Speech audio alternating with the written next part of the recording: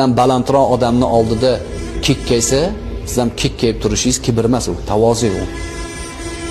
Al-kibru li ahli takabburi sadaqatun. Bunaqa asar bor. Takabburlarga kibrli bo'lish sadaqa bu.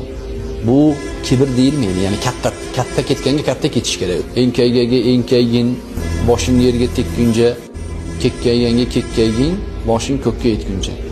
Ya'ni kekkaygan odamga boshi egishlik bu xorlik bu. Qo'lini uchini berdim, biling siz 1 tiyinga olmayapti. Siz ham darrov shuni o'zgaring, uni 0 tiyinga olmang. Siz ham ushamang qo'lini. Leqil teg'izitmang. Qo'lini uchini berdim, siz ham qo'lingizni o'tda qo'lni teg'izitmang. Bo'ldi, tamom. Kibrga kibr sadaqa bo'ladi. Zo'rni ko'rganda qisadi deydi-ku. Shuncha nariroqqa borsa, bugun u katta ketayotgan boyligi u kapeykaga aylanib qoladi.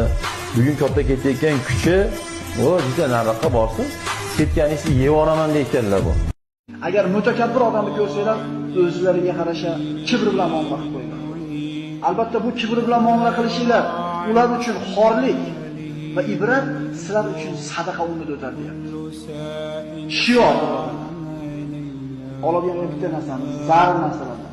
Mutakabbir odamga o'zidaqa muomala qilib qo'yishlik savob bo'lar ekan. Sinig'lik hammaga sinig'lik emas. U nasronlar aytadi, 10 beting urib bersa chop beting, unaqa gap yo'q islomda. Agar hamma chop beting urib bersa, u yuradi hamma.